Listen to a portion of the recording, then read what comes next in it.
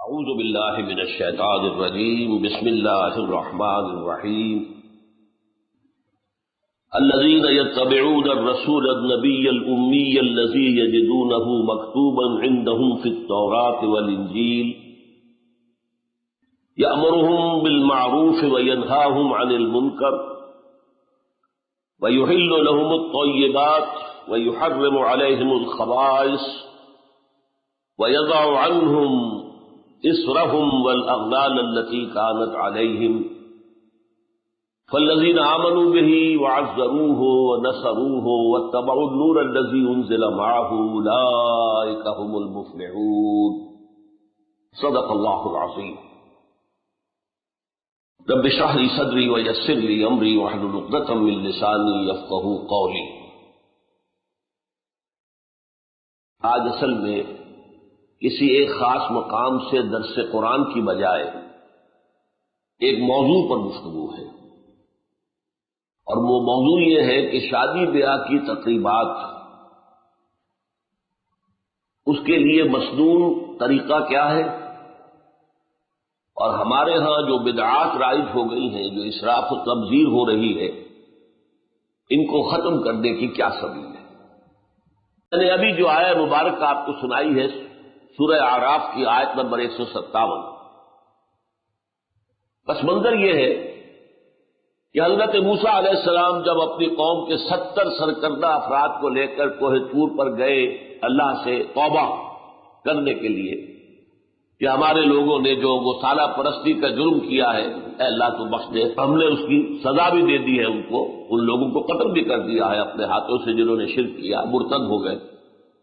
پھر بھی اے اللہ تیری معافی کی طلبگار ہے، اور ساتھ ہی دعا کی اے اللہ ہمارے لیے اپنی رحمت لکھ دے، خالص کر دے، معین کر دے ہمیشہ کے لیے کہ ہمارے شامل حال تیری رحمت رہے گی. اللہ نے اس کا جواب دیا، میری ایک رحمت تو عام ہے اور وہ پوری دنیا ہر شے اس کے ساتھ شامل ہے، اس کا وجود ہی میری رحمت کی بنیاد پر ہے.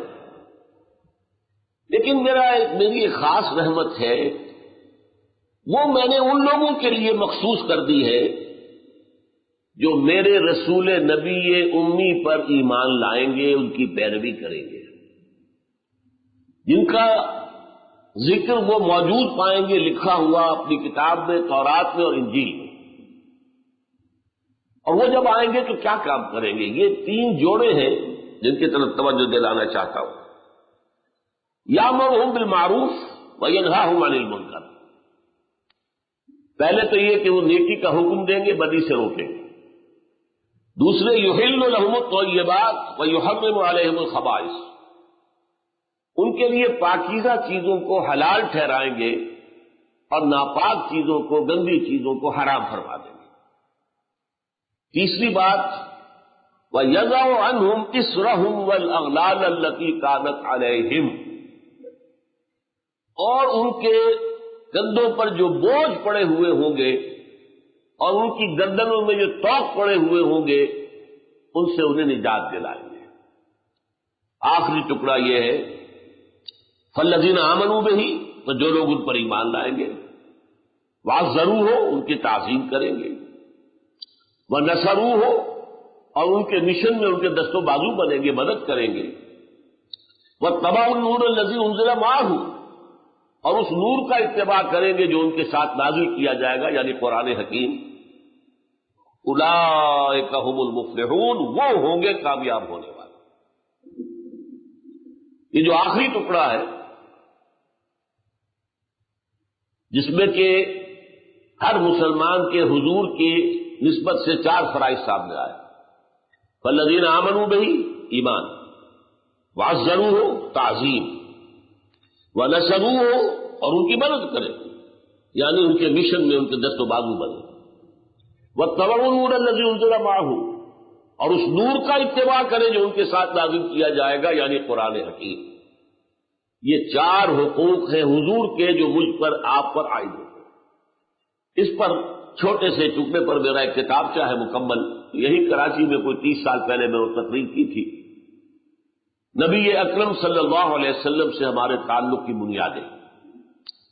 اس وقت مجھے اس آیت کا صرف ایک ٹکڑا جو ہے وہ آپ کے سامنے تفصیل سے بیان کرنا ہے۔ وَيَضَعُ عَنْهُمْ إِصْرَهُمْ وَالْأَغْلَالَ الَّتِي كَانَتْ عَلَيْهِمْ، ان پر سے وہ بوجھ ہٹا دے گا۔ اسر ایسے بوجھ کو کہتے ہیں، حمل ایسا بوجھ ہے جسے لے کر انسان چل سکے، اسی لیے حمال کہتے ہیں، جو آپ کا بوجھ اٹھا کر یہاں سے وہاں لے گیا، حمال۔ تو بوجھ حمل تو وہ ہے جسے لے کر چل سکے، اسر وہ ہے جس کے نیچے انسان دب کر رہ جائے، چل نہ سکے۔ تو ان پر جو اسر لاد دیے جائیں گے اور جو ان کے گردنوں میں توق ڈال دیے جائیں گے، ان سے ان کو نجات دلائے گا۔ یہ کون سے بوجھ تھے اور یہ کون سے توق تھے؟ سب سے پہلے زمینداروں کا، جاگیرداروں کا، سرمایہ داروں کا ظلم جو غرباء پر ہو رہا ہے اور ہمیشہ سے ہوتا آیا، بہت بڑا بوجھ۔ ہاری کام کرے، مزدور محنت کرے، عیش سرمایہ دار کرے، جاگیردار کرے، زمیندار کرے، یہ ایک بوجھ ہے۔ لیکن یہ بوجھ تو ختم ہو سکتا ہے صرف اس صورت میں کہ ایک مکمل اسلامی انقلاب آ جائے، بندہ نہیں ہٹ سکتا۔ دوسرے بوجھ، مذہبی لوگ نئی سے نئی چیزیں ایجاد کرتے ہیں، کچھ اپنے کھانے پینے کا سلسلہ، کسی کے فوت ہونے کے بعد شرعی اعتبار سے نماز جنازہ کے بعد کوئی اجتماعی تقریب ثابت نہیں، سوئم ہو رہا ہے، کھانا پکاؤ، اب 7واں ہو رہا ہے، اب 10واں ہو رہا ہے، اب 40واں ہو رہا ہے، اب برسی ہو رہی ہے۔ کتنا بوجھ ہے جو آپ لوگوں پر ڈال رہے ہیں، اور قانون میں مین میخ نکال کر دین کو سخت سے سخت کرتے چلے جاتا ہے۔ مولوی اپنے لیے تو کتاب الحیل جانتا ہے، ہیلا کر کے بچ جاؤ، اور دوسروں کو سخت سے سخت حکم سناتا ہے۔ یہ بھی ایک مذہبی اعتبار سے بوجھ اسر اور اغلال میں شامل ہے۔ ایک اسر اور اغلال ہو جاتا ہے رسومات کے ذمہ میں، وہ خود کردہ رہا علاج نیست۔ انسان کچھ اپنے آس پاس کو دیکھ کر، کچھ اگر وہ پہلے سے ہندو تھے، کچھ اور تھے، تو اپنی کچھ آبائی رسومات کو لے کر اپنے اوپر شدید بوجھ لے لیتا ہے، کندھوں پر بوجھ اور گردنوں میں توق۔ یہ ہے اس کا موضوع جو میرا آج کا ہے کہ شادی بیاہ کی رسومات کے ضمن میں ایک تو وہ ربڑ کی طرح کھینچتی جا رہی ہے،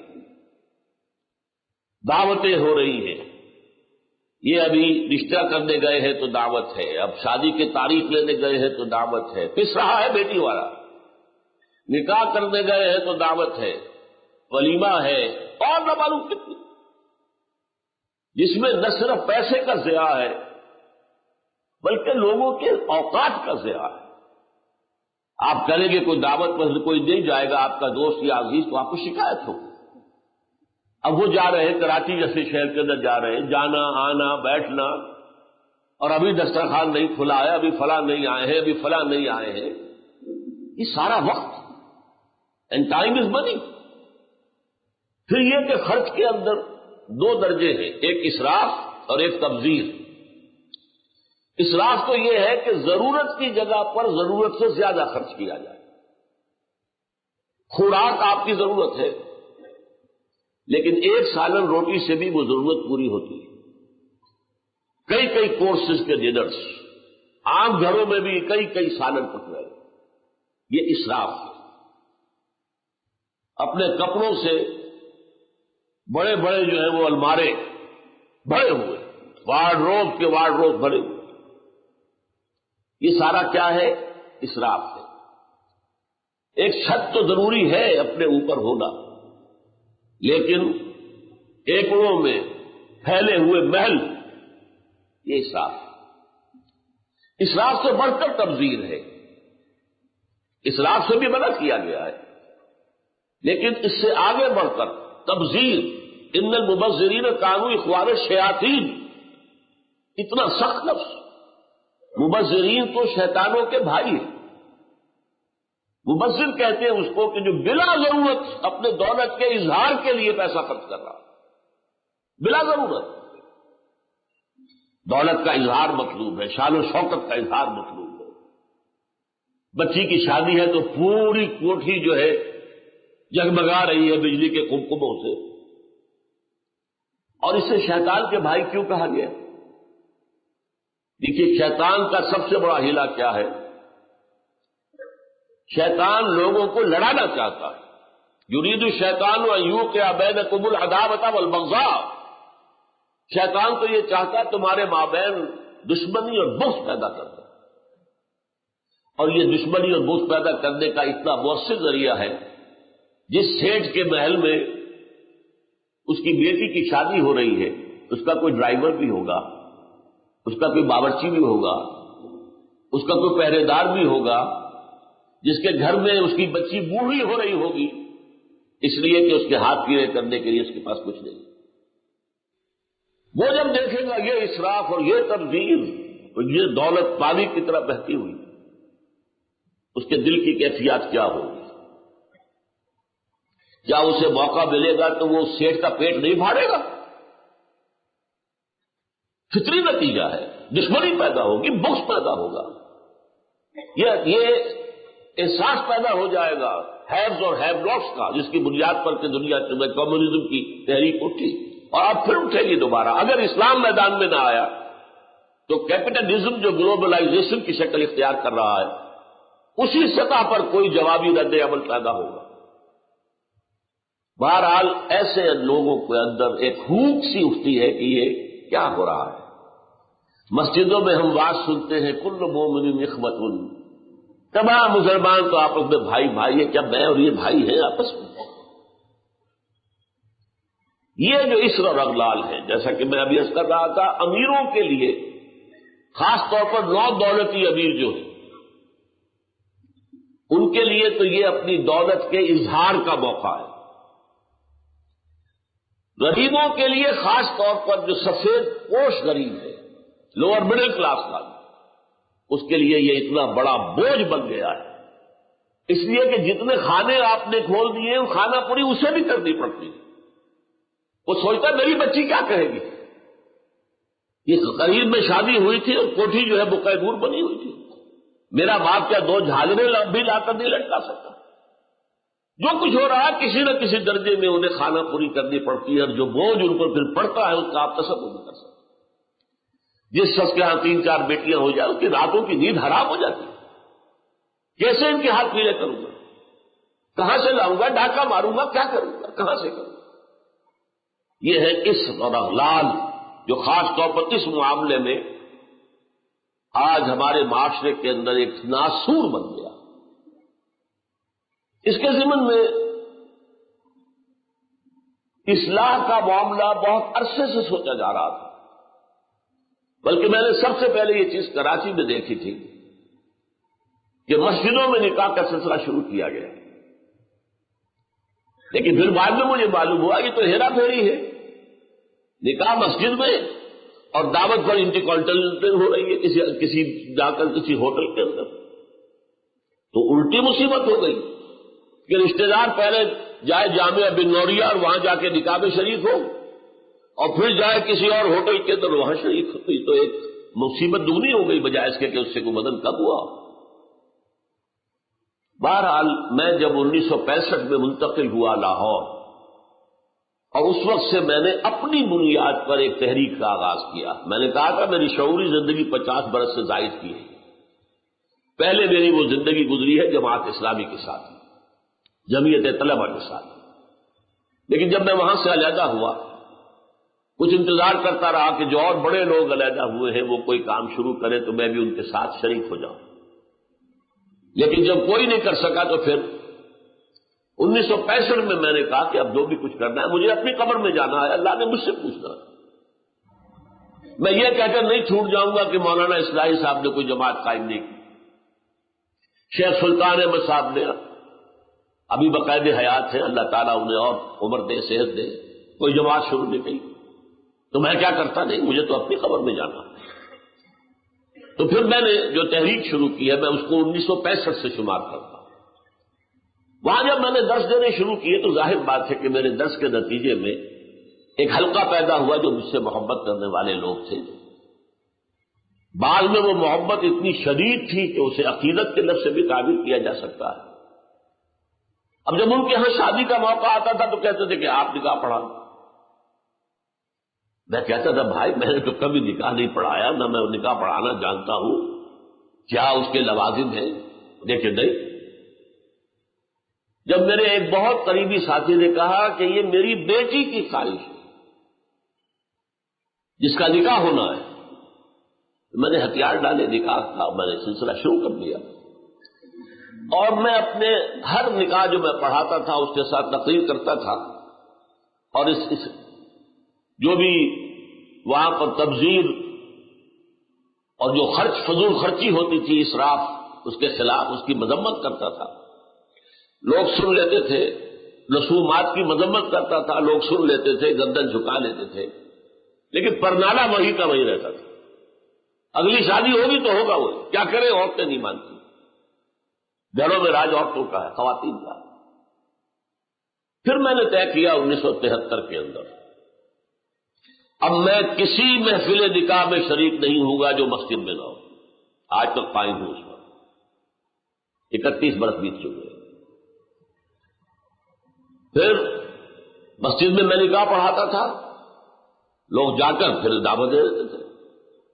میں نے کہا میں کوئی ایسا نکاح نہیں پڑھاؤں گا جس کے ساتھ کوئی دعوت تام بھی ہو، اس کے دلائل میں بعد میں عرض کروں گا۔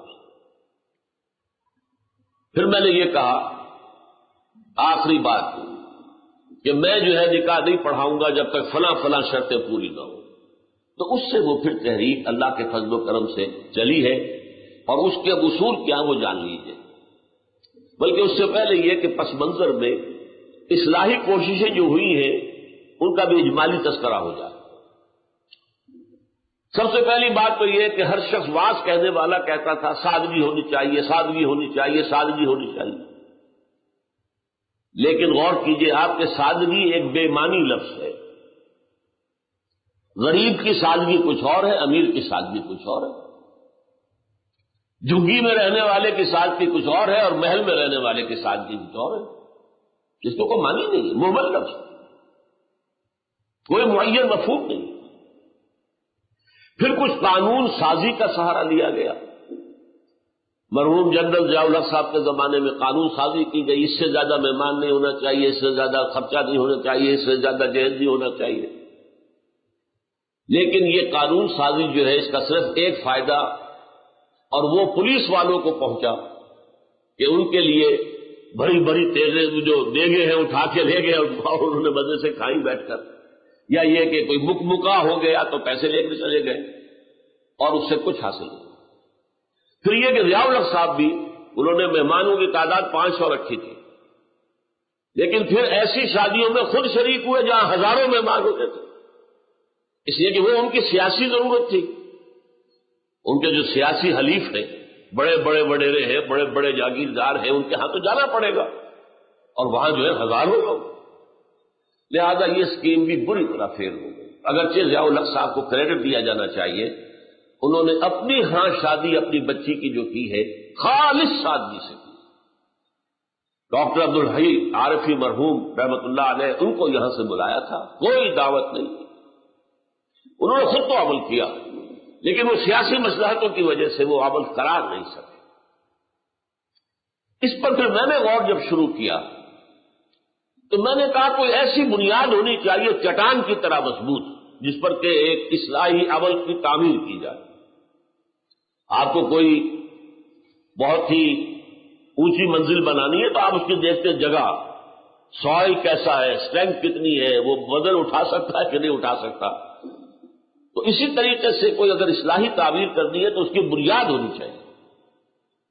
وہ بنیاد سمجھ میں آئی کہ ایک اصول طے ہو جائے، جو رسم جو تقریب حضور صلی اللہ علیہ وسلم اور صحابہ کرام سے ثابت ہو رضوان اللہ تعالی علیہ مجمعین، اس کو دانتوں سے پکڑو، سر آنکھوں پر رکھو اور اپنی حیثیت کے مطابق اس کو پورا کرو۔ لیکن جس تقریب یا جس رسم کا کوئی ثبوت دور نبوی سے نہ ملے، دور صحابہ سے نہ ملے، وہ یقیناً کہیں باہر سے آیا ہے، کسی جاہلیت کا ہم پر حملہ ہوا ہے، یا خود اپنے اگر ہندوؤں سے ہم مسلمان ہوئے تھے تو ہمارا ابھی ہندوانہ پس منظر چل رہا ہے. تو ایسی چیزوں کا کم کرنا نہیں، وہ کم سے تو پھر بڑھ کر وہ پودا دوبارہ پھر پورا ہو جاتا ہے. جڑ کاٹ دینا، سرے سے نفی، وجود ہی نہ رہے ان چیزوں کا. یہ ہے اصول جس پر کہ میں نے اپنی تحریک کو بیس کیا. اس اصول کے تحت جو قدم میں نے اٹھائے ان میں سب سے پہلا کہ نکاح مسجد میں ہو، اور اس کے لیے جو دلائل دیے وہ لوگوں کے لیے اتنے کنونسنگ تھے کہ یہ کام تو اب بڑے پیمانے پر شروع ہو چکا ہے. لاہور میں، پنجاب میں، جہاں میرا زیادہ وقت گزرتا ہے. دلائل کیا تھے؟ خدا کے بندو، حدیث موجود ہے، آلہو حاضر نکاح وجعلوہ فی المساجد، ترمذی شریف کی روایت. نکاح کا اعلان عام کیا کرو اور مسجدوں میں منعقد کیا کرو. کیا ہو گیا علماء کو؟ کہاں چھپا رہے اس حدیث کو؟ یہ میں مانتا ہوں، علماء کا قول ہے، میں اس کو رد نہیں کر سکتا کہ یہاں فعل امر جو ہے یہ وجوب کے لیے نہیں ہے، فرض کرنے کے لیے نہیں ہے، استحباب کے لیے ہے. تو بھائی مستحب چیز جو حضور نے قرار دی ہے اس کو کیوں چھوڑ رہے ہو؟ دنیا کے ہر معاملے میں ہے جستجو کے خوب سے ہے خوب تر کہاں، اور اس معاملے میں آپ مستحب مان رہے ہیں، حضور کا قول موجود ہے، پھر قبول نہیں کر رہے. اس کا میں واقعہ آپ کو سنا دوں. میں نے یہ تحریک شروع کی تھی چیریٹی بگنز ایٹ ہوم جب میرے سب سے چھوٹے بھائی کی شادی کا موقع آیا 1973 میں. سرگودے ہمیں جانا تھا، 4 آدمی ہم گئے تھے، جن میں سے ایک ہماری والدہ تھی. اور وہاں مسجد میں نکاح، اور ہم نے وہاں کوئی دعوت کام کہہ دیا تھا کہ ہرگز نہیں ہوگی. ہم لاہور سے آ رہے ہیں، آپ کے گھر میں بیٹھ کے مہمان ہوئے، کھانا کھا لیں، کوئی وہاں دعوت عمومی نہیں ہوگی، نکاح مسجد میں ہوگا. اس کا اعلان ہوا تو بڑی تعداد میں لوگ آ گئے مسجد میں. وہاں تقریر میں نے کی، لیکن پھر وہاں بھی ایک، جیسے ہمارے ہاں یہاں کراچی میں مولانا مفتی محمد شفیع رحمۃ اللہ علیہ تھے، وہاں بھی ایک مفتی محمد شفیع صاحب تھے. ان کا انتقال ہو گیا تھا، ان کے 2 بیٹے مفتیان شہر کہلاتے تھے، وہ بھی موجود تھے. میں نے نکاح ان سے پڑھوایا. لیکن ان میں سے جو بڑے بھائی تھے ان کا، ڈاکٹر صاحب اس کام کی ہمت صرف آپ میں تھی، ہم نہیں کر سکتے. یہ وجہ کیا ہے؟ مولوی کا سٹیٹس کیا ہے ہمارے یہاں؟ دیہات میں تو کمی کاری، جیسے ہاری ویسا مولوی، فصل پہ کچھ دانے دے دیں گے، اللہ اللہ خیر صلی اللہ، باقی روز کی روٹی کہیں مانگے جائے گھر گھر اور کھائے.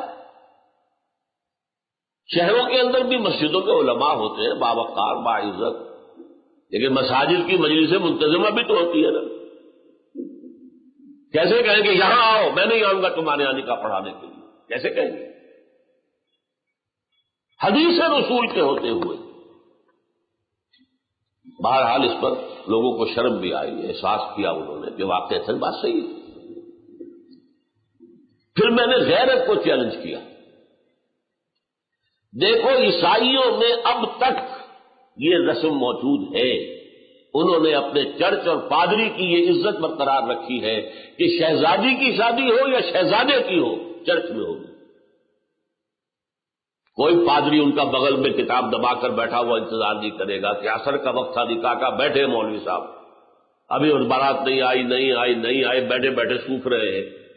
وہ پہلے 30 40 50 روپے مل جاتے تھے، اب 300 400 500 مل جائیں گے، اور کیا ہوگا. اور وہاں کیا ہوتا ہے؟ شہزادہ یا شہزادی چرچ میں آؤ، پادری کے سامنے کھڑے ہو کر ایجاب و قبول کرو. مجھے یاد آ رہا ہے کہ جب سارا فرگوسن کی شادی ہونے والی تھی پرنس اینڈریو سے، وہ ذرا نٹ کھٹ قسم کی لڑکی تو میں کہہ نہیں سکتا، عورت تھی وہ. اس کا ایک بیان آیا تھا، I am not that timid type of woman. I am not going to say I will obey him. اس سے مجھے معلوم ہوا کتنی اچھی بات ہے اور یہ خود قرآن مجید کے مطابق ہے کہ ان کے ہاں جب نکاح ہوتا ہے تو لڑکی دلہن یہ بھی کہتی ہے میں اس کی اطاعت کرتی رہوں گی. اس جگہ میں نہیں کہوں گی I am not that timid type of woman کہ میں یہ الفاظ کہوں, کہنے تو پڑے ہوں گے. اور دیکھیے قرآن کی آیت الرجال قوامون علی النساء فالصالحات قانتات, اطاعت کرنے والی ہے. بہرحال چرچ کی یہ حیثیت آج تک ہے, ہمارے یہاں نہیں. ختم. مولوی کا نہ مقام اور نہ اس کی حیثیت. تیسری بات میں نے یہ عرض کی کہ دیکھیے نکاح سے ایک نئے خاندان کا وجود آپ کے معاشرے میں ہوگا. اللہ اولاد دے گا, ایک خاندان وجود میں آئے گا. اس خاندان کے لیے دعا کی جاتی ہے, اے اللہ اس نکاح میں دین و دنیا کی سعادت اور برکات عطا فرما. وہ دعا کا ماحول ہوتا ہے. آپ نے اعلیٰ ترین سنہری قسم کے شامیانے تان دیے اور فرش میں آپ نے قالین بچھا دیے, صوفے لگا دیے, لیکن وہاں کیا ہوتا ہے؟ سگریٹیں پی جا رہی ہے, دھواں ہے, کہہ لگ رہے ہیں, غیبتیں ہو رہی ہے. پھر یہ کہ کوئی بھانڈ آ گئے تو فحش گوئی ہو رہی ہے, اور ایک کونے میں بیٹھا ہوا بیچارہ مولوی کچھ من من من من من من کر کے پڑھتا ہے جیسے کہ صرف دولہا کو سنا رہا ہے کچھ, اور پھر کہتے دعا مانگ لے. تو دعا کیا خاک مانگ لے؟ دعا کا ماحول ہوتا ہے. کوئی اللہ کی طرف توجہ ہو, کوئی رجوع ہو تو دعا مانگی جاتی ہے. لہذا اس دعا کا ماحول بھی جو مسجد میں ہے وہ اور کہیں نہیں. چوتھی چیز یہ بھی غیرت کو جگانے والی ہے. اگر حضور کی بیٹیوں کے نکاح مسجد میں ہوئے تو کون مسلمان ہے جو کہہ سکے میری بیٹی زیادہ باعزت ہے فاطمہ سے رضی اللہ تعالی عنہ؟ میری بیٹی کا نکاح مسجد میں کیسے؟ آخری چیز, اور یہ اصل میں اس ازدواجی رسم کے ضمن میں جو اہم فلسفہ ہے وہ میں بعد میں بیان کروں گا. کس قدر بچت ہو گئی. لڑکی والے کے ہاں آپ جائیں گے, وہ شامیانے لگائے گا, وہ قالین منگائے گا, وہ کرسیاں منگائے گا, وہ صوفے لگائے گا, رات ہے تو قمقمے لگائے گا, بجلی. کتنا خرچہ ہوا. مسجد میں بھی بھائی قالین بھی بچھے ہوئے ہیں, مسجد کے اندر کشادگی ہے, مسجد میں اوپر پنکھے بھی لگے ہوئے ہیں, مسجد میں کرو نکاح اور تمہارا کتنا پیسہ اس میں بچ گیا اس کا تصور کرو.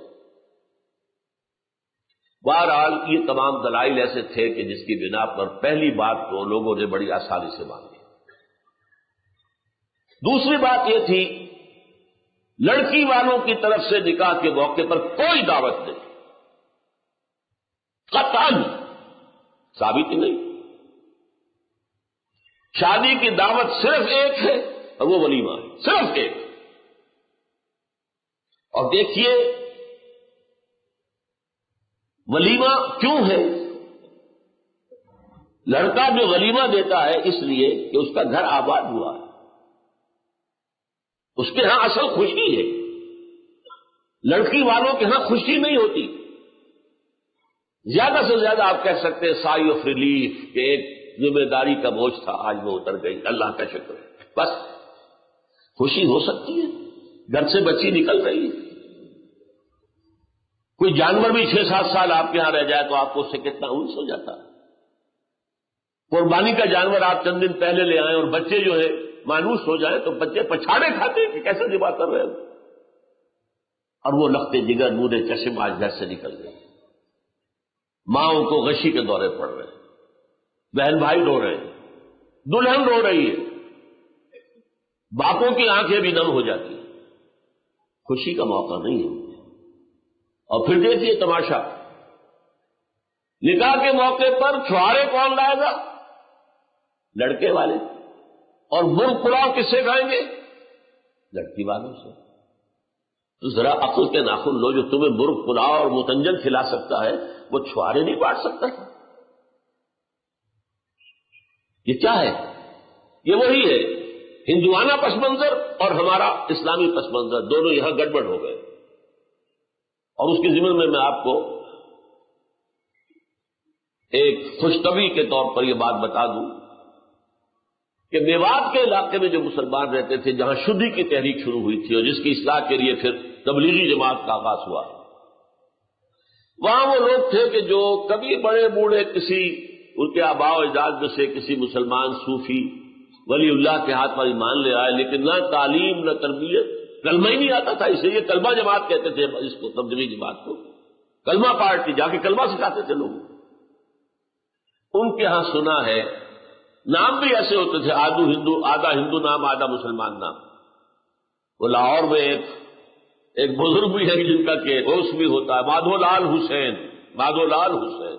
بڑے بزرگ۔ شادی میں کیا کرتے تھے؟ اچھا جی مولوی جی کو بلا لو، وہ مولوی تو کہہ نہیں سکتے، تو مولوی جی کو بلا لو، وہ بول پڑھوا دے۔ لیکن یہ صرف کہنے سے میں نے قبول کیا، یہ دکھا ہو گیا، بندر بن گیا، کوئی بات نہ ہوئی۔ اب پھیرے بھی ڈلواؤ، پھیرے میں پتہ چلتا ہے کہ بند گئے یہ دونوں، اس لیے کہ دونوں کے کپڑے کے اندر گرہ لگائی جاتی ہے، اور وہ گرہ لگا کر وہ 7 پھیرے جو ہے وہ جب لیتے ہیں سب کے سامنے، معلوم پکی گرہ لگ گئی ہے، ورنہ اس سے پہلے تو یہ بول جو ہے 2 بول، ان سے کیا ہوا؟ لہذا نکاح کے موقع پر چھوارے لاتا ہے لڑکے والا اور پھر دعوت کھاتے ہیں لڑکی والوں سے، انتہائی نامعقول بات۔ میں نے عرض کیا نا کہ خوشی ہے، دعوت ایک ہے ولیمہ، اس کے لیے حضور نے اتنی تاکید فرمائی، اولموا، یہ احادیث ہے، اولموا ولو بشاۃ، ولیمہ ضرور کرو چاہے ایک ہی بکری ہو تمہارے پاس۔ اور یہ عرب میں مفلس ہونے کی سب سے بڑی علامت تھی، وہاں تو بھیڑیں اور بکریاں پالتے تھے، ریوڑ ہوتے تھے، ایک ہی بکری ہے تو وہی ذبح کرو، گوشت پکاؤ کھلاؤ۔ یہاں تک دعوت، اذا دعی احدکم للولیمۃ فلیاتھا، جب تم میں سے کسی کو ولیمے کی دعوت دی جائے ضرور جائے۔ اس سے آگے دیکھیے، اور اس میں توازن جو ہے ہماری دین میں اور حضور کے فرمودات میں، اس کا ایک نقشہ سامنے آتا ہے۔ بے سب طعام و طعام الولیمہ، ولیمے کا کھانا برا کھانا ہے، کیوں؟ اس میں غریبوں کو نہیں بلایا جاتا، ظاہر بات ہے کہ مسلی کھلانے کے لیے تو ولیمہ نہیں ہوتا، ولیمہ تو ہوتا ہے اپنے دوستوں کو، آپ کو، رشتہ داروں کو، قرابت داروں کو شریک کر دو۔ لیکن اس کے باوجود، اسی حدیث کا ٹکڑا، اس کے باوجود میں تم سے کہتا ہوں کہ جسے بلایا جائے اگر وہ نہیں جائے گا تو وہ اللہ اور اس کے رسول کے حکم کی خلاف ورزی کرے۔ یہ تاکید ہے، اور یہاں تک تاکید ہے اگر تمہارے کسی بھائی نے نکاح کیا ہے اور اس کے پاس کچھ نہیں ہے ولیمے کے لیے، اپنے گھر سے کھانا لے جاؤ اور اس کے ساتھ جا کر بیٹھ کر کھا لو، سیلیبریٹ کرو۔ سیلیبریٹ کرنے کی ایک سمبل ہے، یہ اس کی ایک علامت ہے۔ اب آپ سوچئے، جس نبی نے دعوت ولیمہ پر اتنی تاکید ہمیں کی ہے، اگر لڑکی والوں کی طرف سے نکاح کے موقع پر دعوت میں بھی کوئی خیر ہوتا تو وہ ہمیں نہ سکھاتے، نہ بتاتے، کیا بخل سے کام لیتے؟ ہاں، اس ضمن میں میرے علم میں بات آئی کہ سعودی عرب میں یہ مسئلہ ہو رہا ہے، وہاں بھی مسجد میں نکاح نہیں ہوتا، لڑکی والے کے گھر جا کر، اور دعوت بھی ہوتی ہے، لیکن اس دعوت کا سارا خرچہ لڑکے والے دیتے ہیں، پورا خرچہ، اور اسے وہ ولیمۃ العرس کہتے ہیں، اسی کو ولیمہ کہتے ہیں۔ اور میں نے جب تحقیق کی احادیث سے تو یہ بھی ہے، اگرچہ عام یہی ہے کہ ولیمہ خلوت صحیحہ کے بعد، دولہا اور دلہن کی ایک ملاقات ہو جائے اس کے بعد ہونا چاہیے، بہتر یہ ہے۔ ہمارے ہاں عام رواج بھی یہی ہے، لیکن احادیث ہے جس میں یہ بھی ہو سکتا ہے کہ عین اسی وقت، اور وہ یہی کرتے ہیں ولیمۃ العرس، اور اس کے لیے سارا خرچہ لڑکی والے کے ہاں دعوت ہو رہی ہے لیکن خرچہ سارا لڑکے والے کا ہے۔ تو یہ دوسری بات ہے جو میں نے آپ سے عرض کری، نکاح میں اور لڑکی والوں کی طرف سے کوئی دعوت طعام نکاح کے موقع پر نہیں۔ اس سے ایک تیسرا نتیجہ خود بخود نکل آیا، بارات کی لعنت کی نفی ہو گئی۔ میں کس دھڑلے سے لعنت کہہ رہا ہوں اس کو. یہ وہ شے ہے جس کا کوئی ذکر نہ قرآن میں ہے نہ حدیث میں ہے، بلکہ عربی میں اس کے لیے کوئی لفظ نہیں ہے. بارات، اور جب سے وہ جوش بلی آبادی کی کتاب آئی تھی یادوں کی بارات، مجھے تو اس لفظ بارات سے انتہائی نفرت ہو چکی. بھائی نکاح مسجد میں ہونا ہے، لڑکی والے لڑکے والے جمع ہو گئے، اب نکاح ہو گیا، اپنے اپنے گھروں کو جاؤ. اب لڑکی کی رخصتی وہ بھی ہم نے ایک رسم علیحدہ بنا لی ہے، رخصتی کے وقت میں کیا کچھ ہوگا. لیکن رخصتی حضرت فاطمہ کی کیسے ہوئی تھی؟ پہلی بات تو یہ کہ حضرت علی کے پاس کوئی گھر نہیں تھا، وہ فقراء صحابہ میں سے تھے. ایک انصاری صحابی نے انہیں ایک حجرہ دیا، اس میں حضرت فاطمہ ودا ہو کر گئی، لیکن حضور ہی کے گھر کی مستورات جا کر چھوڑ آئی. وہاں پر کوئی لڑکے والوں کی طرف سے یا خود لڑکا بھی نہیں آیا، کیونکہ کچھ لوگ آئیں گے تو کچھ نہ کچھ تقریب تو کرنی پڑے گی. کیسے ہو سکتا ہے کہ آپ کے گھر پر آئے اور آپ انہیں نہ ٹھنڈا گرم کچھ نہ کھلا، اور گرم ہوگا تو چائے ہوگی تو کچھ نہ کچھ تو اس کے ساتھ ہوگا. وہ ہوتے ہوتے ہوتے ہوتے وہی چیز بڑھتے ہوئے ایک پوری رسم بن جائے گی اور ایک پوری دعوت بن جائے گی. تو بارات کا کوئی تصور اسلام میں نہیں. نمبر 3، جہیز کا کوئی تصور اسلام میں نہیں. یہ خالص ہندوانہ پس منظر ہے ہمارا. ان کے ہاں جہیز کیوں ہے؟ اس لیے ہے کہ لڑکی کا وراثت میں کوئی حصہ ہے ہی نہیں، وارث صرف لڑکے ہوتے.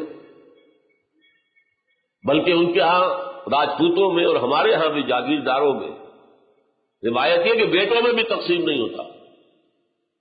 تقسیم تو در ہو کر تو اتنی چھوٹی سی ملکیت رہ جائے گی، پھر ان کا روب کہاں رہے گا، دبدبا کہاں رہے گا. 100 مربے وہ 2 بیٹوں میں 50-50 ہو گئے، ان کے 4 بیٹے ہو گئے، کیا رہ گیا؟ اب وہ ٹور کہاں رہے گی، وہ شان کہاں رہے گی؟ تو صرف بڑا بیٹا وارث، باقی سب اس کے کمی کاری. اور لڑکیوں کے لیے تو کوئی سوال ہی نہیں کہ کوئی وراثت ہو. لہذا جب وہ گھر سے رخصت کرتے تھے تو اس گھر سے رخصت کرتے ہوئے کچھ دے دلا دیتے تھے، اور اسے کیا کہتے تھے؟ دام دہیج. یہ خیرات ہے جو ہم دے رہے ہیں، ورنہ لڑکی کا حق کوئی نہیں. یہ ہے پس منظر. اور چونکہ عام طور پر یہ شہر جیسے کراچی جیسے تھوڑا ہی ہوتا تھا، چھوٹے چھوٹے بستیاں گاؤں ہیں، اور ہندوؤں میں بھی رواج یہ ہے کہ دور شادی کرو، قریبی یہ منع کرو.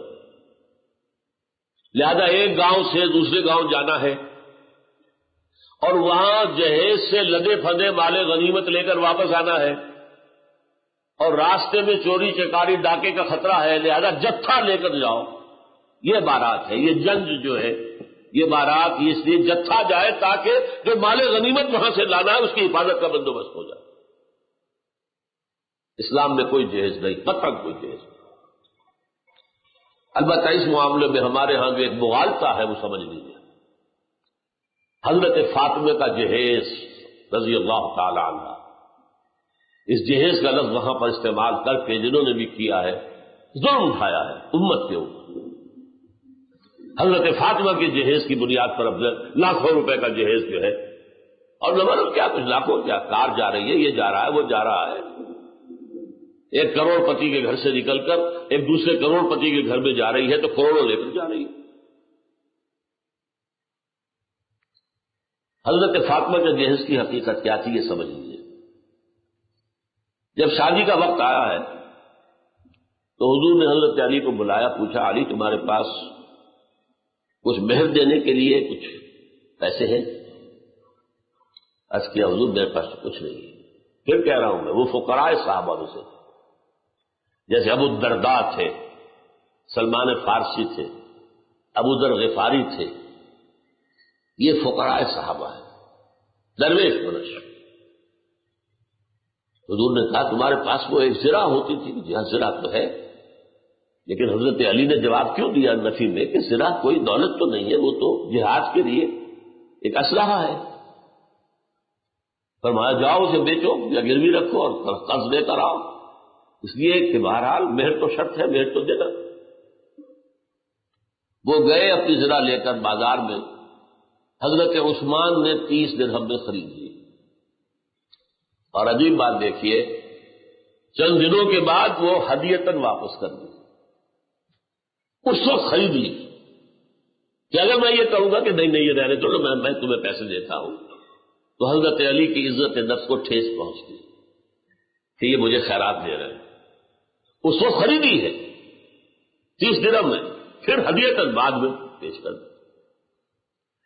وہ پیسے لا کر حضرت علی نے رکھ دیے حضور کے سامنے، اس میں سے کچھ آپ نے اندر بھجوا دیے دلہن کو تیار کرنے کے لیے، کوئی اس کا اچھا لباس، کو خوشبو، کوئی چیز تو ہو، اور باقی سے وہ سامان بنایا۔ ایک گدا جس میں کھجور کی چھال بھری ہوئی، 2 تکیے ان میں بھی کھجور کی چھال بھری ہوئی، ایک مشکیزہ، کنویں سے پانی تو لانا ہی ہے، ایک چکی، گندم میسر ہو یا جو پیسنے تو پڑے گے روٹی کے لیے، 1-2 اور برتن۔ یہ اس پیسے سے بنایا گئی ہوئی چیزیں تھیں۔ حضور نے اپنی جیب سے 1 پیسے کی کوئی شے نہیں دی جسے جہیز کہہ سکتے۔ حضور ہی کی دوسری صاحبزادی کا نکاح ہوا ہے مدینہ منورہ میں، 2 نکاح تو آپ کی 2 بیٹیوں کے بچے میں ہو چکے تھے، حضرت فاطمہ اور ام کلثوم، ان کے نکاح مدینے میں ہوئے ہجرت کے بعد۔ ام کلثوم حضرت عثمان کے ہاں جا رہی تھی، وہاں بھرا گھر، ہر شے موجود، وہاں کسی جہیز کا ذکر نہیں ملتا۔ یہ کیسے ہو سکتا ہے کہ نبی اتنی بے انصافی کرتے کہ ایک بیٹی کو تو جہیز دیا دوسری کو نہیں دیا؟ کوئی ذکر کیوں نہیں ہے؟ وہاں سرے سے کوئی ضرورت تھی ہی نہیں، گھر میں ہر شے موجود ہے، ضرورت نہیں، لہذا کسی جہیز کا ذکر نہیں۔ اس جہیز کی لعنت کی جڑ کاٹنا آسان نہیں ہے، باقی سارے کام ہو جائیں گے، لیکن یہ مسئلہ جو ہے دولت کا، انہ لحب الخیر لشدید، دولت بڑی پیاری ہے، لڑکے والے جنہیں مانتے ہیں، کیا کریں؟ لڑکیوں کے ہاتھ پیلے کرنے ہیں، اپنے ہاں بیٹھائے تو نہیں رکھنا۔ لہذا میں نے اس کو اپنی ان شرائط میں شامل نہیں کیا کہ اگر جہیز ہوگا تو میں نہیں آؤں گا اور میں نہیں نکاح پڑھاؤں گا۔ البتہ یہ عہد لیا جہیز کی نمائش نہیں ہوگی، اور بہتر یہ ہے کہ وہ عین شادی کے موقع پر نہ دیا جائے، شادی سے چند دن پہلے پہنچا دیا جائے، شادی کے چند دن بعد پہنچا دیا جائے۔ ہدیہ ہے، آپ دے رہے ہیں، کوئی منع نہیں کر سکتا، کوئی حرام نہیں کہہ سکتا، لیکن اس کو وراثت کی جگہ سمجھنا یہ کفر ہے۔ وراثت کے موضوع پر جو آیات قرآن مجید میں آئی، فریضۃ من اللہ، اللہ کی طرف سے فرض ہے، تقسیم کرو اسے، مما قل منہ او کثر، چاہے وہ ترکہ تھوڑا ہو چاہے زیادہ ہو، تقسیم ہو۔ تو بیٹے کا حق دگنا اور بیٹی کا اکیلا، اس میں کوئی شک نہیں، لیکن منطقی طور پر تو میں یہ کہتا ہوں کہ اگر بیٹی کا کوئی حق نہ ہوتا تب بھی ٹھیک تھا۔ کیوں؟ دیکھیے، شادی لڑکی کی بھی ضرورت ہے، لڑکے کی بھی ضرورت ہے، عورت بغیر شوہر کے نامکمل ہے، مرد بغیر بیوی کے نامکمل، تو شادی دونوں کی ضرورت ہے، ایک کی تو نہیں۔ لیکن مہر کون دیتا ہے؟ لڑکا۔ نان نفقے کا کون ذمہ دار ہے؟ لڑکا۔ لڑکی پر تو کوئی بوجھ ہے ہی نہیں، نو ریسپانسبلٹی وٹس ایور۔ تو اس کا کوئی حصہ نہ ہوتا تب بھی بات خلاف عقل نہیں تھی، لیکن نہیں ہے، شریعت اسلامی نے حصے دار بنایا، وراثت میں حصہ ملے گا، صرف یہ ہے کہ لڑکے کے مقابلے میں آدھا ملے گا، باپ کے مقابلے میں ماں کو آدھا ملے گا، یہ صورت جو ہے۔ لیکن جہیز جس معنی میں آج ہمارے ہاں آ چکا ہے، یہ شریعت کے بالکل منافی ہے، بالکل غلط ہے۔ اچھا، یہ جو 4 چیزیں میں نے بیان کی ہیں،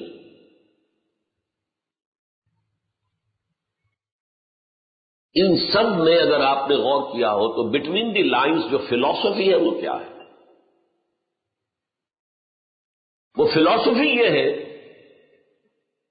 کہ شادی کے معاملے میں لڑکی والے پر کسی ایک پیسے کا بھی بوجھ نہ ہو.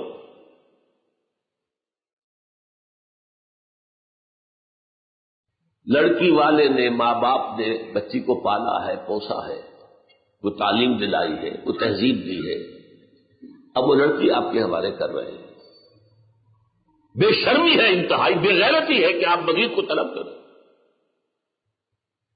سارا بوجھ لڑکے والے پر، گھر اس کا آباد ہو رہا ہے، مہر وہ دے گا، ولیمہ وہ کرے گا، نان نفتے کا ذمہ دار وہ ہوگا. لڑکی والے کا خرچ ختم. نہ اس کے گھر پہ بارات آنی ہے، نہ اسے کوئی شامیانے لگانے ہیں، نہ اسے کوئی دعوت طعام دینی ہے، نہ اسے چھوہارے تقسیم کرنے ہیں. چھوہارے میں لڑکے والے تقسیم کریں گے. مہر دینا ہے لڑکے والے. لڑکی والے پر ایک پیسے کا بوجھ نہیں آنا چاہیے. یہ ایک انتہائی انقلابی تصور ہے جو میں آپ کے سامنے پیش کر رہا ہوں اور دلائل کے ساتھ پیش کر رہا ہوں. یہ فلسفہ ہے اسلام کا، معاشرت کا، کہ شادی بیاہ کے اندر لڑکی والے کے اوپر کوئی بوجھ نہ ہو. اب آپ سوچئے کہ کسی کے 4-5 بیٹیاں ہو جائیں، اسے جو رات کی نیند حرام ہو جاتی ہے، کوئی ضرورت نہیں ہوگی. اسے اپنی بچیوں کی شادی کے لیے کوئی فکر مند ہونے کی ضرورت نہیں ہے. اسے کوئی خرچہ نہیں کرنا ہے، خرچہ لڑکے والے کریں گے. آخری اصلاح جو ہم نے کی ہے اس معاملے میں کہ خطبہ نکاح خطبہ کہلاتا. خطبہ کس لیے ہوتا؟ تعلیم اور تربیت کے لیے. دیکھیے حضور کے زمانے میں نہ مدرسہ تھا، نہ کالج، نہ کتابیں. قرآن بھی پورا ایک جلد کے اندر کسی کے پاس موجود نہیں تھا، نہ پھر کوئی ویڈیو آڈیو، کچھ بھی نہیں. تو تعلیم کا طریقہ کیا تھا؟ کسی بھی موقع پر جب مسلمان جمع ہو تو خطبہ نکاح کے موقع پر، خطبہ عیدین کے موقع پر، خطبہ جمعہ کے موقع پر، لشکر روانہ کیا جا رہا ہے تو اس موقع پر، کوئی وفد آیا ہے تو اس موقع پر خطبہ دیا گیا. اس خطبے ہی میں تعلیم تھی ساری، اور سب سے مکمل اور سب سے زیادہ وہ خطبہ جمعہ ہے. لیکن اب ہمارا ان کا فرق کیا ہے؟ ہمارے ہاں جو مسنون خطبہ پڑھتے ہیں وہ تو ہماری سمجھ میں نہیں آتا. نکاح کے موقع پر، خطبہ عیدین کے موقع پر، خطبہ جمعہ کے موقع پر، لشکر روانہ کیا جا رہا ہے تو اس موقع پر، کوئی وفد آیا ہے تو اس موقع پر خطبہ دیا گیا. اس خطبے ہی میں تعلیم تھی ساری، اور سب سے مکمل اور سب سے زیادہ وہ خطبہ جمعہ ہے. لیکن اب ہمارا ان کا فرق کیا ہے؟ ہمارے ہاں جو مسنون خطبہ پڑھتے ہیں وہ تو ہماری سمجھ میں نہیں آتا. زبان یار من عربی ومن عربی نمی دانم، وہ ایک رسم ہے صرف. دیہات میں تو پڑھنے والوں کو پتہ نہیں ہوتا میں کیا پڑھ رہا ہوں، وہ کتاب کھول کے اٹک اٹک کے وہ پڑھ رہا ہوں. شہروں میں علماء ہیں مساجد کے اندر، وہ جانتے ہیں، اور وہ کتاب سے پڑھے بغیر زبانی بھی خطبہ دیتے ہیں. لیکن دیہات کی اکثریت تو ہمارے دیہات میں، وہاں کیا ہوگا؟ تو خطبے کے لیے جو معاملہ ہے وہاں تو خطبہ جو بھی دیا وہ از دل خیزت بر دل ریزت، اس کے کسی ترجمے کی ضرورت نہیں، اس کے کسی وضاحت کی ضرورت نہیں. اور ایک اور بات آپ کو میں تاریخی حیثیت سے بتاؤں. جو حضرات پیچھے کھڑے ہیں یہاں آگے چادریں بچھا دی گئی ہیں، یہاں آ جائیں، کھڑے رہنے کی ضرورت نہیں. جاہلیت میں 2 خطبے ہوا کرتے تھے، اور خطبے میں ہوتا کیا تھا؟ ایک خطیب ہوتا تھا لڑکی والوں کی طرف سے، وہ کھڑے ہو کر لڑکی والوں کا خاندان، ہمارا خاندان ایسا تھا. وہ میراثی جیسے لوگ ہوا کرتے تھے راجپوتوں کے ہاں، زمینداروں کے ہاں، ویسے گویا کہ ان کا کوئی میراثی، ان کا کوئی خاندانی خطیب ہے اور وہ تقریر کر رہا ہے ہمارے بزرگ ایسے تھے اور ویسے تھے، اور ہماری یہ وہ عزت تھی، اور یہ ہماری حیثیت تھی، یہ ہمارا دبدبا تھا. پھر ایک لڑکے والوں کی طرف سے کھڑا ہو جاتا، وہ اپنے اس کے خاندان کا جو ہے وہ راگ الاپتا تھا۔ یہ تھا معاملہ دو خطبوں کا جس کو حضور نے ایک خطبہ بنا دیا، اس میں حمد و ثنا اللہ کے لیے رکھی، اور قرآن مجید سے 4 آیتیں لے کر ان کو جمع کر دیا۔ یہ تعلیم کا ذریعہ تھا۔ آج ہمارے ہاں کونے میں بیٹھ کر نکاح خواہ ایسے سناتا جیسے کہ صرف دولہا کو کچھ سنایا جا رہا، بس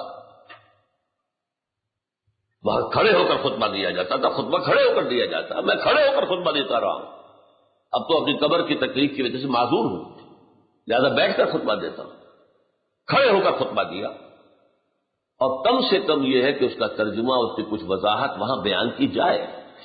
جیسے آپ خطبہ جمعہ میں کیا کرتے ہیں کہ آپ نے عربی خطبہ بھی پڑھا ہے، لیکن اس سے پہلے کوئی وعظ، کوئی نصیحت، کوئی تلقین، کوئی تعلیم، اگرچہ اکثر و بیشتر یہ ہوتا نہیں ہے، اکثر و بیشتر یا تو اختلافی مسائل پر دھواں دھار تقریریں ہوں گی یا سیاسی مسائل کے اوپر دھواں دھار تقریریں ہوں گی، ہوتا تو یہ ہے، لیکن ہونا کیا چاہیے کہ اس خطبے کی جگہ پر آپ وعظ و نصیحت کا کوئی معاملہ، قرآن کی تعلیم کا کوئی معاملہ، اس لیے کہ خطبہ کے بارے میں جو مسلم شریف کی روایت ہے وہ کیا ہے؟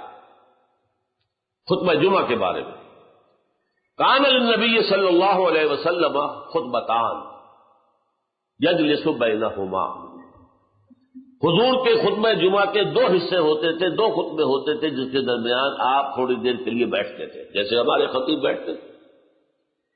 یہ بیٹھنا کسی تکان کی وجہ سے نہیں تھا، اس لیے کہ حضور کے خطبے لمبے ہوتے ہی نہیں تھے۔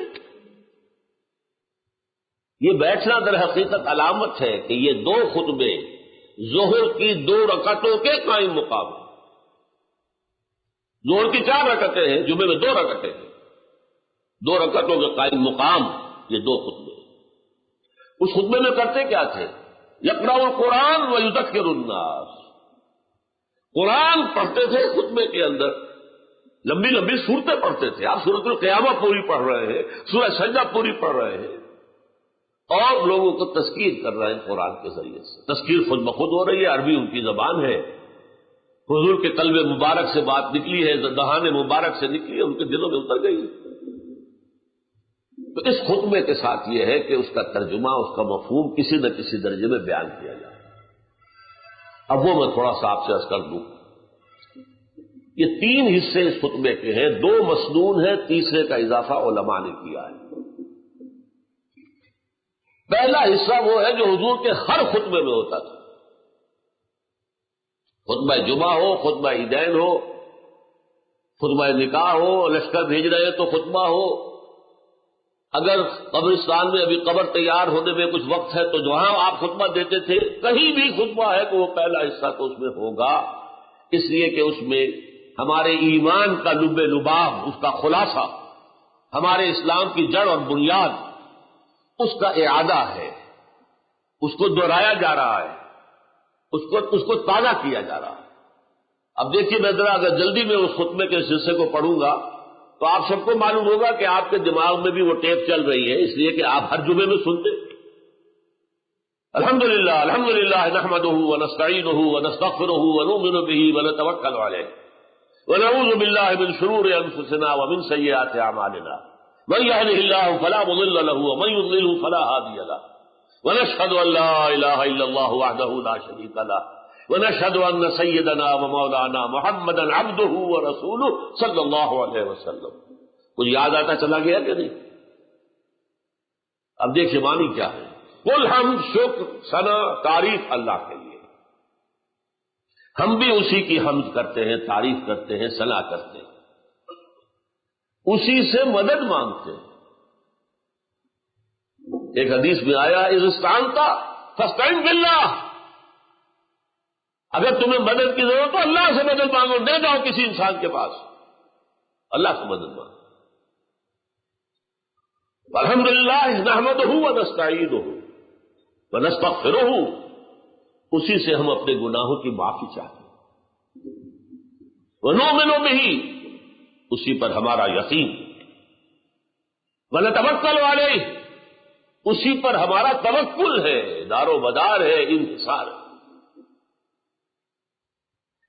وَنَعُوذُ بِاللَّهِ مِن شُرُورِ أَنفُسِنَا، اور اب اللہ کی پناہ طلب کرتے ہیں اپنے نفسوں کی شرارتوں سے. یہ نفس جس کے بارے میں قرآن میں کہا گیا اِنَّ النَّفْسَ لَأَمَّارَةٌ بِالسُّوءِ، اس کی شرارتوں سے اللہ کی پناہ طلب کرتے ہیں. وَمِن سَيِّئَاتِ أَعْمَالِنَا، اپنے برے کرتوتوں کے عذاب سے بھی اللہ کی پناہ چاہتے. مَن يَهْدِهِ اللَّهُ فَلَا مُضِلَّ لَهُ، جس کو اللہ نے ہدایت دے دی اس کو کوئی گمراہ نہیں کر سکتا. اللہم ربنا اجعلنا منہم، اللہم ربنا اجعلنا منہم، اللہ ہم سب کو ان میں شامل کر. وَمَن يُضْلِلْهُ، اور جس کی گمراہی پر اللہ کی مہر لگ گئی، فلا ہادی لہ، اب اسے کوئی ہدایت نہیں دے سکتا. اللہ کے رسول بھی ہدایت نہیں دے سکتے.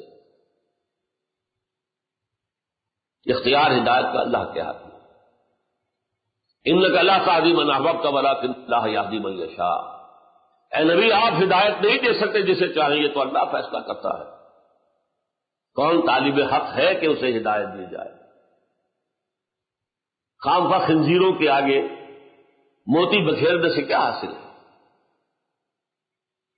تو جو بھی اللہ جانتا ہے جس کے اندر ہدایت کی طلب ہے اسے ہدایت دیتا ہے.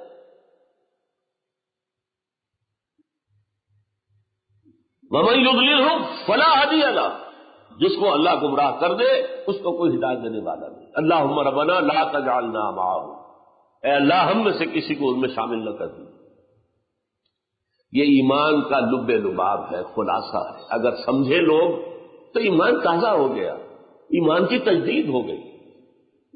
اس کے بعد اسلام کی جڑ اور بنیاد، نشہد ان لا الہ الا اللہ وحدہ لا شریک لہ، ہم سب گواہ ہیں اس پر کہ اللہ کے سوا کوئی معبود نہیں، وہ اکیلا ہے، اس کا کوئی شریک نہیں. اور ہم سب گواہ ہیں اس پر ونشہد ان محمدا عبدہ ورسولہ، ہم گواہ ہیں اس پر کہ محمد اس کے بندے اور رسول ہیں صلی اللہ علیہ وسلم. اس کو میں نے کیا کہا؟ یہ اسلام کی جڑ اور بنیاد ہے. ایمان وہ تھا، وہ کیفیات اندرونی قلبی نفسیاتی، توکل، یقین، استعانت اللہ سے. اور یہ اسلام کی جڑ اور بنیاد ہے کہ کوئی ہندو ہو، کوئی سکھ ہو، کوئی کافر ہو، کوئی عیسائی ہو، کوئی یہودی ہو، ابھی کلمہ پڑھے اشہد ان لا الہ الا اللہ واشہد ان محمد رسول اللہ، وہ اسلام میں آ گئے. اسلام میں داخلے کا شاہ درا یہ کلمہ شہادت ہے. شاہ درا آپ جانتے ہیں، دلی والے جانتے ہیں. جمنا کے مغرب طرف، مغرب کی جانب جو ہے دلی ہے، جو سارے یو پی والے آتے ہیں وہ شاہدرا سے گزر. شاہ درا یعنی بڑا دروازہ، شاہ درا بڑا دروازہ. دلی کا دروازہ وہ تھا کہ اس میں سے ہو کر دلی میں داخل ہو گئے. ایسا ہی شاہ درا لاہور کے پار ہے. لاہور راوی کے جنوب میں ہے، جنوب مشرق میں. اور وہ شاہدرا جو ہے، جو بھی اوپر سے آئے گا پنجاب کے حصے سے، سرحد سے، اس میں سے گزر کر آئے گا. اسلام کا شاہدرا کلمہ شہادت، اشہد ان لا الہ الا اللہ واشہد ان محمد رسول اللہ. اب پہلے تم جو بھی کچھ تھے اب مسلمان ہو. اس کے بعد حضور کے خطبے میں صرف 4 آیات شامل ہیں، صرف. اور 4 آیات میں بھی حضور نے انتخاب کیا ہے، 4 کا عدد نہیں ہے مطلوب. ایک سورہ آل عمران کے وسط سے، ایک سورہ نساء کی پہلی آیت، 2 سورہ احزاب سے. یہ کیوں؟ حالانکہ 4 آیتیں پڑھنی تھیں تو 4 آیتیں سب سے زیادہ متبرک ثلث قرآن کے برابر جسے کہا گیا وہ سورہ اخلاص ہے. 4 آیتیں پڑھو اور تہائی قرآن کا ثواب مل گیا. 10 پارے پڑھنے کا جو ثواب ہے وہ یہ 4 آیتیں پڑھنے میں ہے. اور اگر سب سے زیادہ قرآن مجید کی جو اہم ترین صورت ہے، اساس القرآن، ام القرآن، سورہ فاتحہ ہے، وہ پڑھتے نہیں. موقع کی مناسبت سے 4 آیتیں تلاش کی. ان 4 میں کیا چیز ہے مشترک؟ تقوی کی تاکید، تقوی کی تاکید، تقوی کی تاکید. تقوی کیا ہے یہ سمجھ لیجئے تاکہ ہر آیت کے ساتھ اس کو بیان کرنے کی ضرورت نہ ہو. تقویٰ کے معنی یہ بچنا، اتقاء، بچنا۔ بچنا کس چیز سے؟ گناہ سے بچنا، اللہ کی نافرمانی سے بچنا، حرام میں ملوث ہونے سے بچنا، یہ بچنا ہے، دنیا میں یہ بچنا ہے، اور آخرت میں جہنم سے بچ جانا، یہ اس کا نتیجہ ہے۔ کل دین اس لفظ تقویٰ کے اندر ہے۔ اس کے بارے میں حضرت عمر رضی اللہ تعالی عنہ کے محفل مشاورت میں ایک مرتبہ مسئلہ اٹھ کھڑا ہوا، تقویٰ کیا ہے؟ ہاؤ ٹو ڈیفائن تقویٰ، تقویٰ کیا ہوتا ہے؟ اب ظاہر بات ہے کہ یہ ایسی بات ہے کہ ہر شخص نے کچھ اپنا ذہن میں جو تھا وہ بیان کیا۔ حضرت عمر نے پوچھا ابی بن کعب سے رضی اللہ تعالی عنہ، وہ تھے جن کے بارے میں آتا ہے اقرأہم ابی بن کعب، میرے صحابہ میں قرآن کا سب سے بڑا عالم ابی بن کعب رضی اللہ تعالی عنہ۔ وہ خاموش بیٹھے رہے تھے، برتن جتنا بھرا ہو اتنا ہی خاموش ہوتا ہے، جتنا خالی ہو اتنا کھلکتا ہے، تو وہ علم میں بھرے ہوئے تھے۔ اب حضرت عمر نے خاص فرمائش کی کہ بھائی آپ فرمائیے تقویٰ کسے کہتے ہیں؟ اب انہوں نے کہا کہ امیر المومنین، اگر کسی شخص کو ایسے جنگل میں سے گزرنا پڑے جہاں کوئی پگڈنڈی بھی نہیں ہے، جھاڑیاں ہیں خاردار، دائیں بھی بائیں بھی ہر جگہ، اوپر درخت ہے نیچے اندھیرا ہے، اور آپ کو معلوم ہے کانگوں کا ٹاس ہو یا ایمیزن کا ٹاس ہو، درختوں سے بھی سانپ لٹکے ہوئے ہوتے، پھر گھاس میں خطرہ یہ ہے کوئی کنڈلی مارا ہوا سانپ بیٹھا اور اس پر آپ کا پاؤں پڑ جائے، یا کسی اور موذی جانور کے بل میں آپ کا پاؤں گھس جائے، تو کیسے جاتا ہے انسان بچ بچ پر، جسے ہم اپنے محاورے میں کہتے ہیں پھونک پھونک کر قدم رکھ لو۔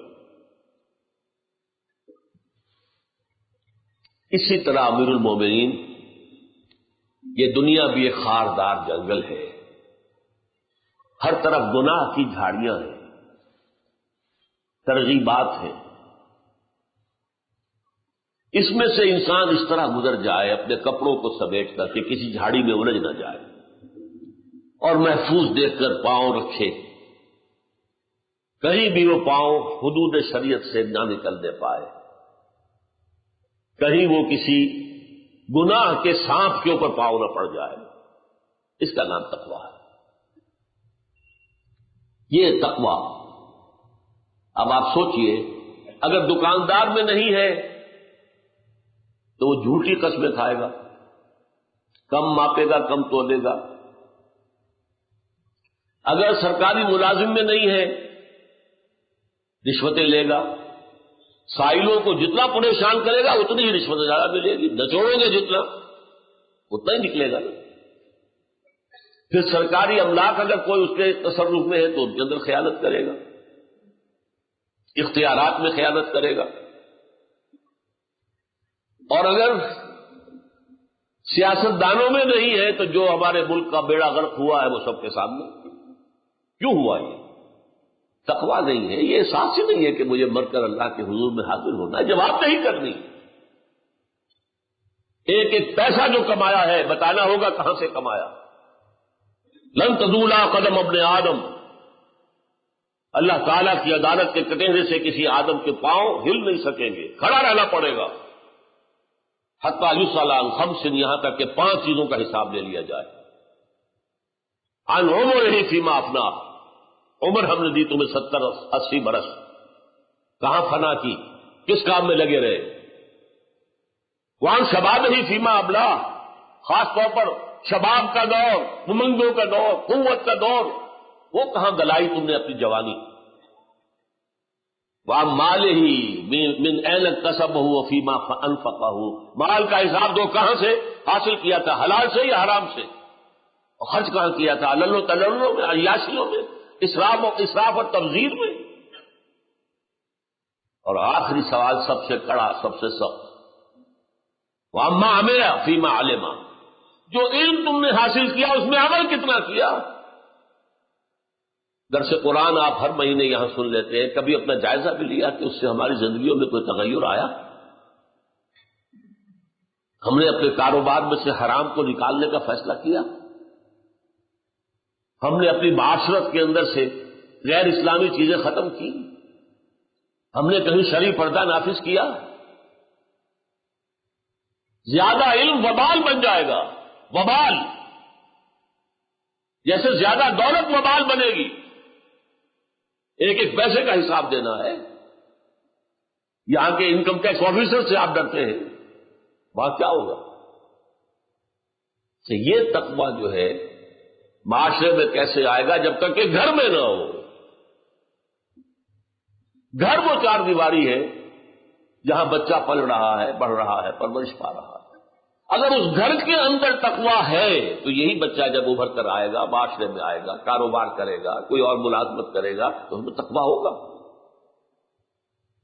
اس لیے حضور نے خطبہ نکاح میں وہ آیتیں جمع کی ہیں جو تقویٰ کی مؤکد ترین آیتیں ہیں قرآن مجید میں۔ آپ کسی کمپیوٹر کو بھی اگر دے دیں یہ جاب کہ قرآن مجید میں تقویٰ کی سب سے زیادہ تاکیدی آیات کون سی ہے نکال دو تو وہ یہی نکلے گی۔ اور یہاں مجھے وہ سورہ توبہ کی آیت یاد آ رہی ہے، لَمَسْجِدٌ أُسِّسَ عَلَى التَّقْوَى مِنْ أَوَّلِ يَوْمٍ۔ مسجد قباء کے بارے میں قرآن میں کیا فرمایا گیا؟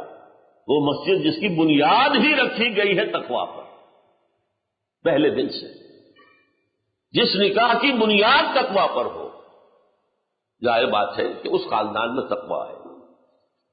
اب ان آیات کا مفہوم مختصر سا یہ درس بھی ہو جائے گا ایک طرح سے۔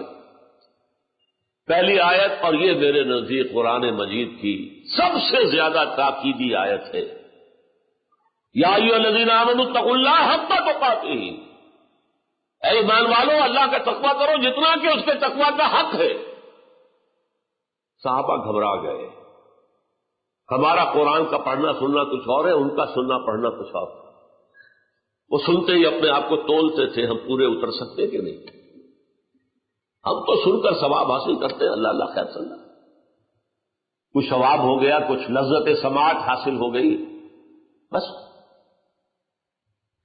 گھبرائے۔ حضور کون شخص ہے جو اللہ کا اتنا تقویٰ کر سکے جتنا کہ اس کا حق ہے؟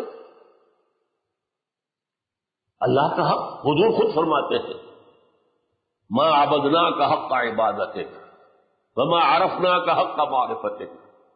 اے اللہ ہم تیری بندگی نہ کر پائے جیسے کہ تیری بندگی کا حق تھا، حضور فرما رہے ہیں، اور اے اللہ ہم تجھے پہچان نہ پائے، تیری معرفت حاصل نہ کر پائے جیسا کہ تیری معرفت کا حق تھا۔ تو یا ایھا الذین آمنوا اتقوا اللہ حق تقاتہ ولا تموتن الا وانتم مسلمون، اور دیکھنا موت نہ آنے پائے مگر فرما برداری کی حالت میں۔ ایسا نہ ہو کہ شراب پی کر دھت ہو اور اسی میں مر جاؤ، ایسا نہ ہو کہ کسی حرام کاری میں ملوث اور اسی وقت روح جو ہے قبض کر لی جائے۔ کوئی گارنٹی ہے آپ کے پاس کہ میں یہ گناہ کر کے بھی بچا رہوں گا؟ ابھی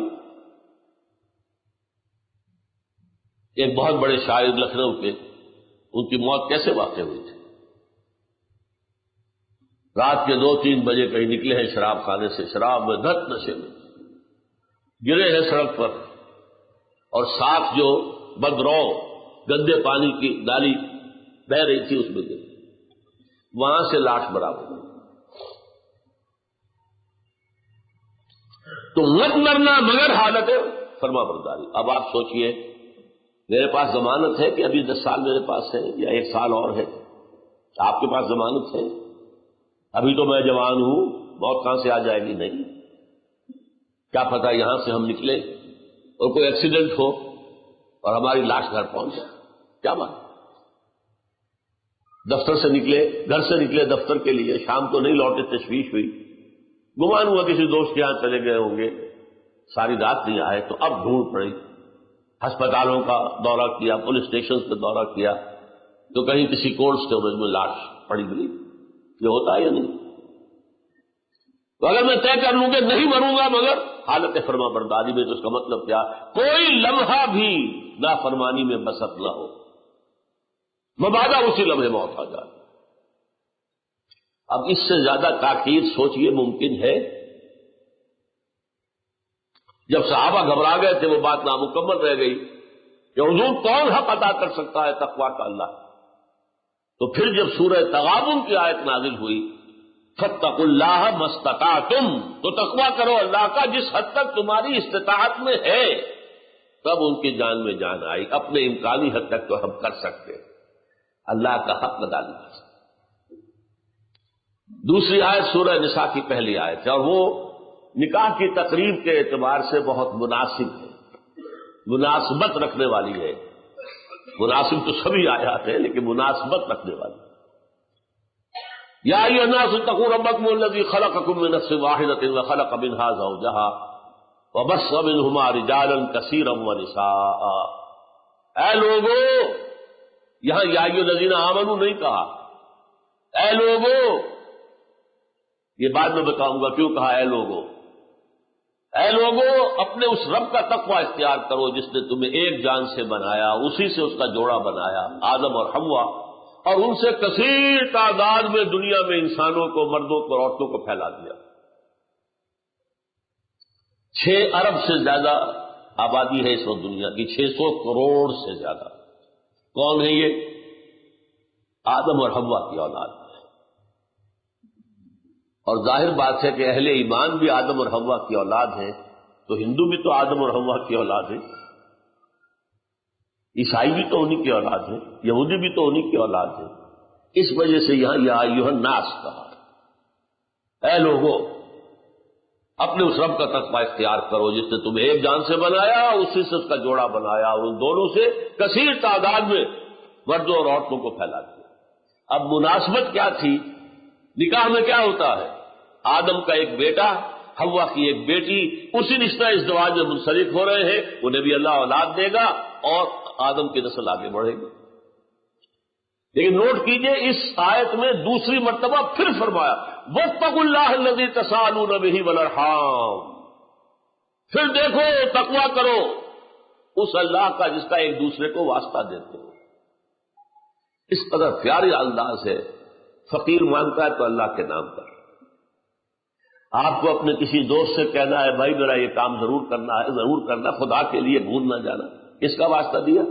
اللہ۔ اگر میاں بیوی میں چپکلش ہو جائے، معاملہ نہ سلجھ رہا ہو، تو آخر کار بڑے بوڑھے کیا کہتے ہیں؟ خدا کے لیے اپنے معاملات درست کرو۔ بچے رل جائیں گے اگر طلاق پر، سپریشن پر نوبت آ جائے گی۔ تو یہاں فرمایا جس اللہ کا واسطہ دیتے ہو اس کے تقوی پر بھی تو عمل کرو، اس کے احکام بھی تو مانو، اس کی شریعت بھی تو اس پر تسلیم کرو۔ والارحام، اور رحمی رشتوں کا لحاظ رکھو، صلہ رحمی ہونی چاہیے، قطع رحمی نہیں، بھائیوں کو کاٹو نہیں، رشتوں کو جوڑو، کاٹو نہیں۔ ان اللہ کان علیکم رقیبا، یقیناً اللہ تم پر نگران ہے، تمہارا ہر عمل اس کی نگاہ میں۔ چاہے تم نے دروازے بند کر دیے، کھڑکیاں بند کر دی، پردے ڈال دیے، کوئی آنکھ دیکھنے والی نہیں ہے، ایک آنکھ دیکھ رہی ہے۔ ہوا معکم اینما کنتم، جہاں ہوتے ہو وہ اللہ موجود ہوتا ہے تمہارے ساتھ۔ تمہارا کوئی عمل اس کی نگاہوں سے چھپا ہوا نہیں۔ 2 آیتیں ہیں سورہ احزاب کی، پھر دیکھیے وہی بات، یا ایھا الذین آمنوا اتقوا اللہ، اہل ایمان اللہ کا تقوی اختیار کرو، وقولوا قولا سدیدا، اور زبان سے بات وہ نکالو جو صحیح ہو۔ یہ نہیں کہ زبان جو ہے اس کو کھلی چھوٹ ہے، جو منہ میں آیا بک دو، جسے ہم کہتے ہیں پہلے تولو پھر بولو۔ سیلف سینسر ہونا چاہیے کہ آیا مجھے یہ چیز کہنے کا حق حاصل ہے یا نہیں ہے، سوچ لو پہلے، جواب دہی کرنی پڑے گی۔ ایک حدیث میں آیا ہے کہ جہنم میں اوندے منہ گرائے جانے والوں میں اکثریت وہ ہوگی جو اپنے زبان کے گناہوں کی وجہ سے عذاب میں مبتلا کی جائے۔ حصائد السنہ اس کو کہا ہے حدیث میں۔ حصائد جمع حسید کی، فصل کاٹنا، فصل کاٹی جاتی ہے، یعنی میری زبان سے جو لفظ نکلا وہ بیج بن کر آخرت کی زمین میں پڑ گیا۔ اگر وہ اچھا لفظ تھا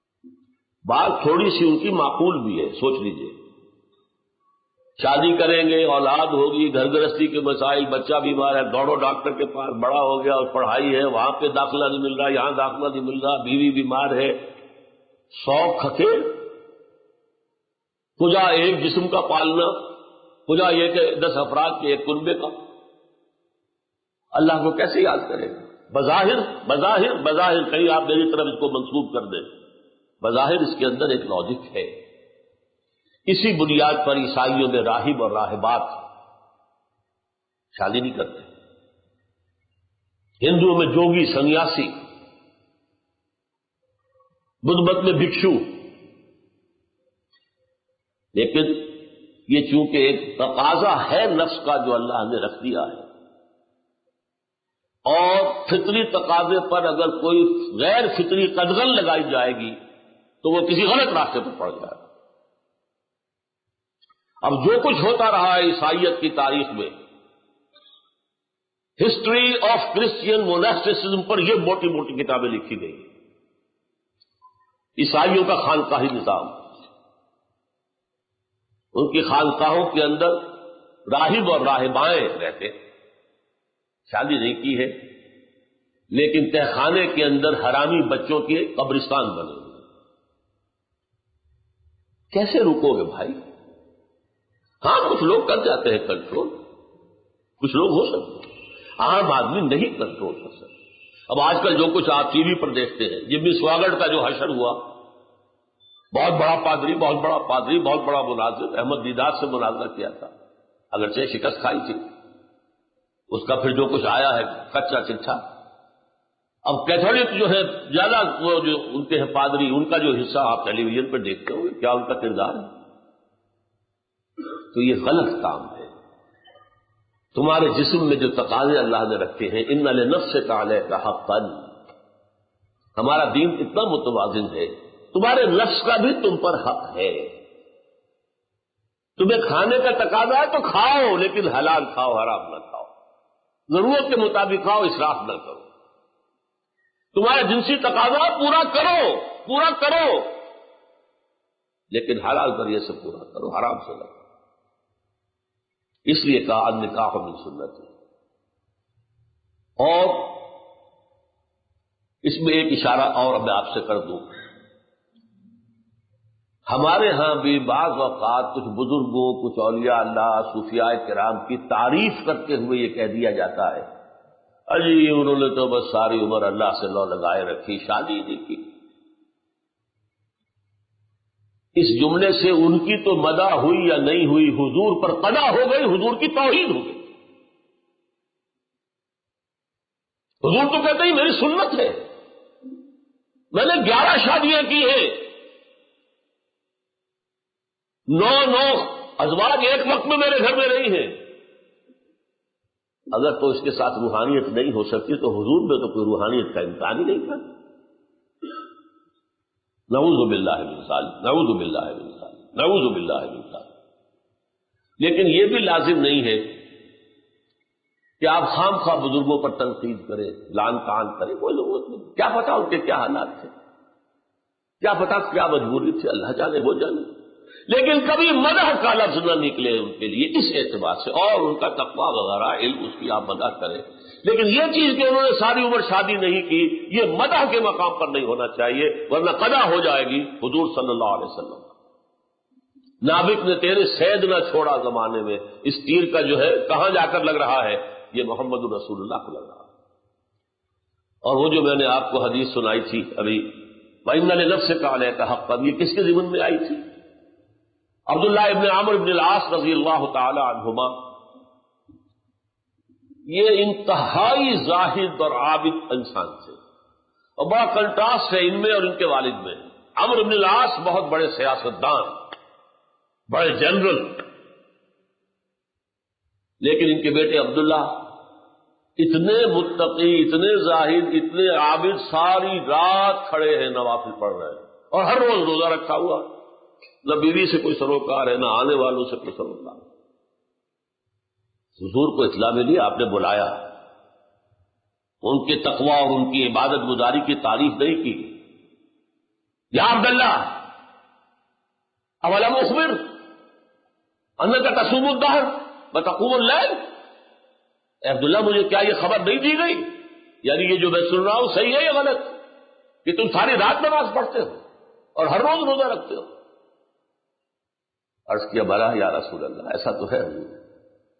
فرمایا لا تفعل، ہرگز ایسا مت کرو، ان لنفسک علیک حقا وان لزوجک علیک حقا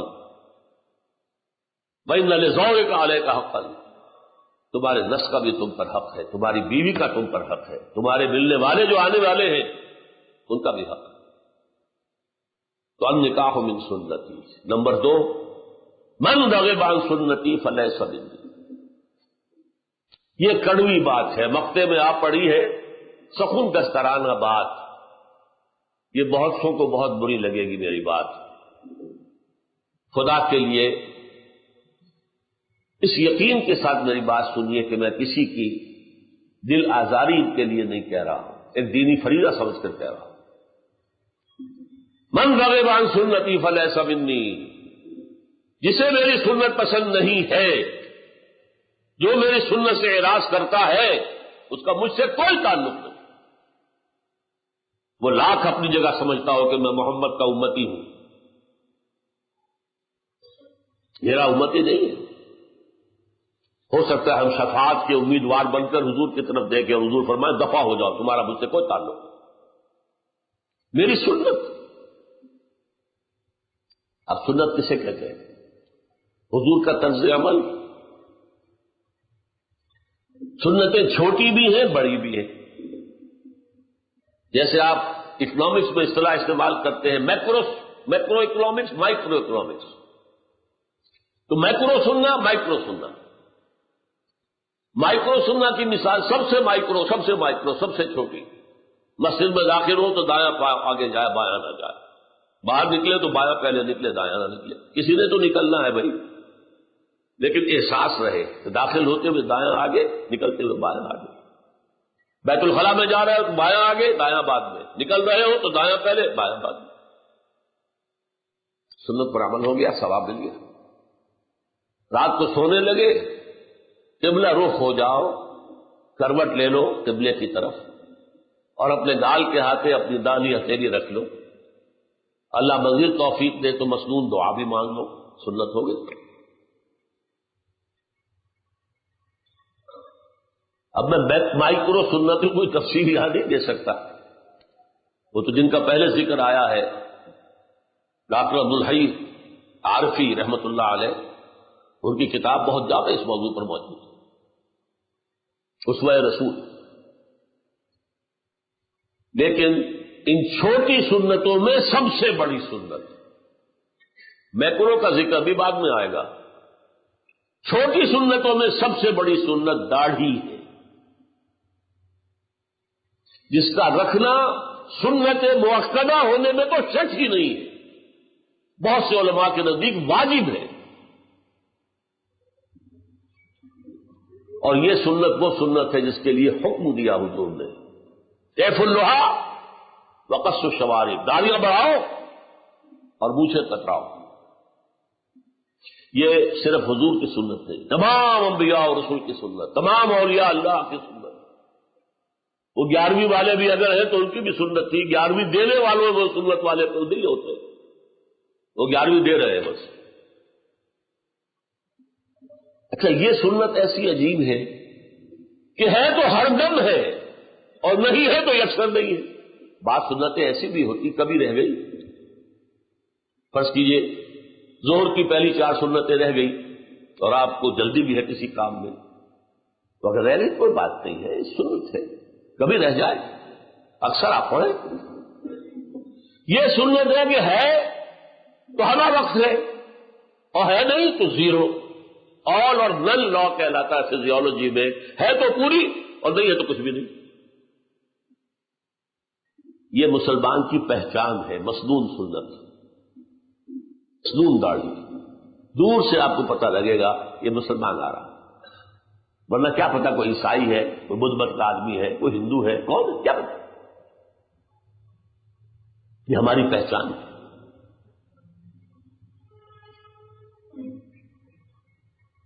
من رغب عن سنتی فلیس منی. غور کر لیجئے، ہم نے کسی کی سنت کو چھوڑ کر کسی کی اختیار بھی تو کی ہے. حضور کی سنت چھوڑ کر کرزن کی سنت اختیار کی کہ نہیں؟ کسی نہ کسی کا تو راستہ آپ اپنائیں گے. داڑھی مڑانا کب سے شروع ہوا؟ جب کرزن صاحب تشریف لائے تھے انگریز کی پیروی میں. الناس والا دین الملوک ہی. اور اب وہ روش ہے چل رہی ہے، پوری دنیا کا معاملہ یہی ہے، بھیڑ چال ہے. میں نہیں سمجھتا آپ میں سے کوئی ایک آدمی بھی ایسا ہو جس نے سوچ سمجھ کر حضور کی سنت ترک کر کے اور داڑھی مڈانی شروع کی. نہیں، رواج ہے بس. لیکن اس پر بھی ہمارے علماء اب کچھ کہنے کی پوزیشن میں نہیں رہے. جمعہ کے خطبے میں تو یہ باتیں آنی چاہیے. کیا کہیں؟ دیہات میں جاگیردار یا کوئی زمیندار سامنے بیٹھا ہوا داڑھی مڈائے ہوئے، کیا کہیں اس کے سامنے؟ شہروں میں بھی اکثر و بیشتر انتظامیہ کے افراد جو ہیں وہ داڑھی مڈے ہیں، کیا کہیں؟ لیکن میں آپ سے خیانت برتوں گا اگر میں اس کا ذکر نہ کروں. And it's never late, too late. اب بھی چاہے آپ کی عمر 60 کی ہو گئی ہو، 70 کی ہو گئی ہو، نہ گھبرائیے کہ کیا کہیں گے لوگ. داڑھی رکھیے، جوان ہے ضرور رکھے، ضرور رکھے، ضرور رکھے. حضور کے ساتھ ہمارے تعلق کا یہ پیمانہ ہے آئینہ.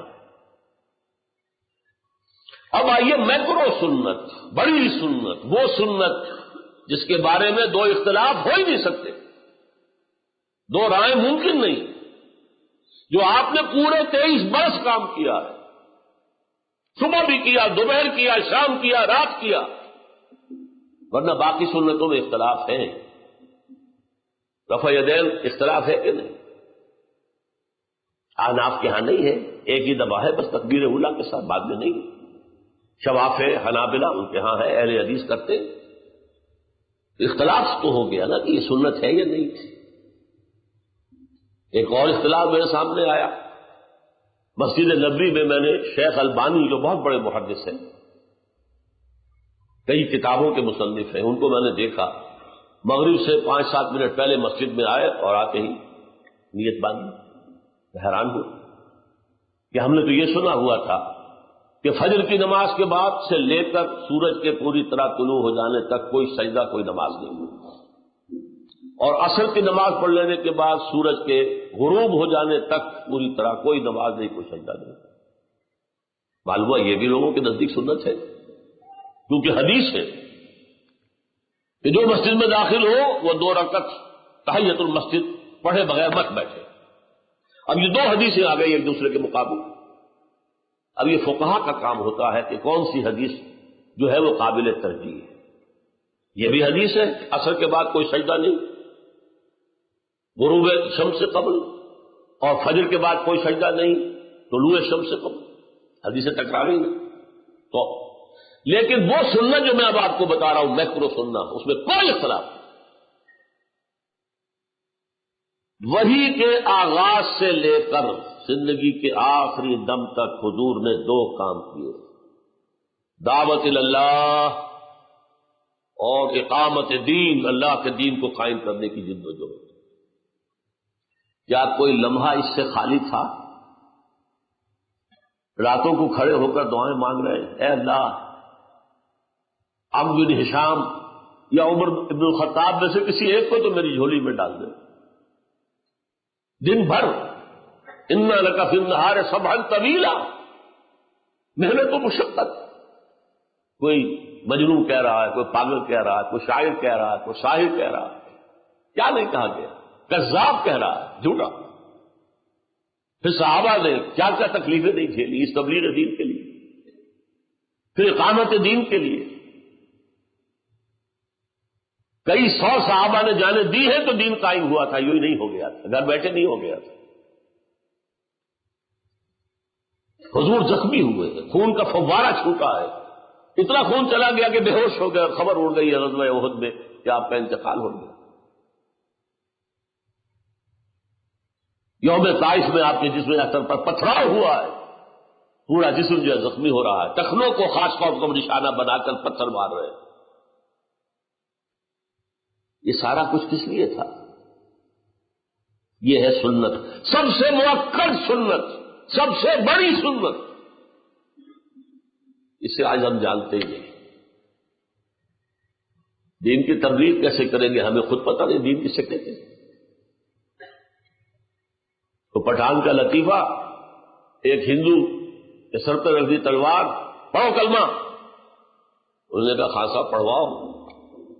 کہ یہ کلمہ تو ہمیں بھی نہیں آتا، ہم کیا بتائیں گے کسی کو، ہم نے سیکھا ہی نہیں۔ ہم نے ڈاکٹری پڑھ لی، ہم نے انجینئرنگ کر لی، ہم آج کل ایم ایس کمپیوٹر دوڑ لگی ہوئی ہے۔ اونچے اداروں میں 30,000 روپیہ ماہانہ فیس دے کر لوگ پڑھ رہے ہیں۔ لمس لاہور میں جو ہے 30,000 منتھلی۔ دین کو کون پڑھتا ہے؟ تو مولوی کا کام ہے، اس کو جاب دے دیں گے، مسجد میں خطیب بنا دیں گے، بس۔ یہ ہے سنت، میکرو سنت، سب سے بڑی سنت، جو پورے 23 برس رہی۔ اور سنیں گے تو شاید اور مجھ سے پریشان ہو جائیں۔ مکان بنانا سنت نہیں ہے، حضور نے نہیں بنایا۔ جائیداد چھوڑ دینا سنت نہیں ہے، حضور نے نہیں، کوئی جائیداد نہیں چھوڑ۔ سنت کسے کہتے ہیں؟ حضور کا طرز عمل، کوئی نسبت ہے ہماری، کوئی تعلق ہے ہمارا۔ من رغب عن سنتی فلیس منی۔ نوجوان عزم کریں کہ عربی پڑھیں گے، قرآن سمجھیں گے اور سمجھائیں گے۔ خیرکم من تعلم القرآن وعلمہ۔ بڑے بوڑھے جا کر لوگوں سے یہی کہیں کہ بیٹو ہماری تو زندگیاں ہم نے ضائع کر دی، اب سوائے رونے کے ہمارے پاس کوئی چارہ نہیں، لیکن یہ رونا بھی اللہ قبول کر لے گا۔ تم تو خدا کے لیے عربی پڑھو، دین پڑھو۔ عربی کوئی مردہ زبان نہیں ہے، سنسکرت کی طرح انہوں نے سنسکرت کو زندہ کر دیا، عبرانی کو زندہ کر دیا اسرائیل جیسے چھوٹے سے ملک میں۔ اور عربی تو دنیا میں سب سے بڑے علاقے میں جو ہے بولی جانے والی زبان ہے، ہم نہیں پڑھ سکتے۔ اس کا الف باتا وہی ہے جو ہمارا اردو کا ہے، وہ بھی دائیں طرف سے لکھی جاتی ہے، یہ بھی دائیں طرف سے۔ اردو سندھی کا کوئی ایک جملہ نہیں ہو سکتا جس میں عربی کا لفظ نہ ہو، جملہ عربی کا لفظ ہے، لفظ عربی کا لفظ ہے، پھر بھی ہم عربی نہیں پڑھ سکتے، تو کیا تبلیغ کریں گے؟ ہاں بڑے بوڑھے بھی جو تبلیغ نہ کر سکے، کسی جماعت سے وابستہ ہو کر محنت وقت دینا، جو اللہ کے دین کو قائم کرنے کے لیے جد و جہد کر رہی ہے، اس میں داعیوں کی بھی ضرورت ہے، مقررین کی بھی ضرورت ہے، مدرسین کی بھی ضرورت ہے، دریا بچھانے والوں کی بھی تو ضرورت ہے، پوسٹر لگانے والوں کی بھی تو ضرورت ہے، جو کام کر سکتا ہو کرے۔ کسی مشین میں، بڑی مشین میں چھوٹا سا پرزہ بھی بہت اہم ہوتا ہے، وہ چھوٹا سا پرزہ خراب ہو گیا پوری مشین کھڑی ہوئی۔ لیکن اس جد و جہد سے فارغ کوئی نہ رہے۔ آخری حدیث، یہ دو حدیثیں تو عام طور پر خطبہ نکاح میں پڑھی جاتی ہیں، تیسری کا میں نے اضافہ کیا ہے جس کا سب سے پہلے ذکر ہو چکا ہے، اعلنوا ھذا النکاح واجعلوہ فی المساجد۔ نکاح کا اعلان عام کیا کرو اور مسجدوں میں رکھا کرو۔ اور پوری حدیث میں ایک ٹکڑا اور بھی ہے، وَاضْرِبُوا عَلَيْهِ مِنَ الدُّفُوفِ، اور نکاح کے موقع پر دف بجایا کرو۔ تو کیوں؟ اعلان عام کے لیے، کوئی اور ذریعہ تو تھا نہیں، لاؤڈ اسپیکر تو تھا نہیں، کوئی دعوتی کارڈ تو آپ چھاپ نہیں سکتے تھے، چھاپنے کا سوال ہی نہیں، اخبار نہیں کہ اس میں اطلاع شائع کرا دے۔ اعلان عام کیسے ہوگا؟ کہیں سے دف کی آواز آئی ہے، بھائی کیا بات ہے، فلاں کی شادی ہو رہی ہے فلاں کے ساتھ، بات پھیل گئی۔ میں نے اپنی 5 بچیوں کی 7 دفعہ شادی کی ہے، ایک بیوہ ہو گئی تو دوبارہ نکاح کیا، ایک ابھی خلا لینی پڑی تو اس کا دوبارہ نکاح، تو 5 بچیاں 7 دفعہ نکاح، اور میں اپنے آنسو کبھی ضبط نہیں کر سکا ان کی رخصتی کے وقت۔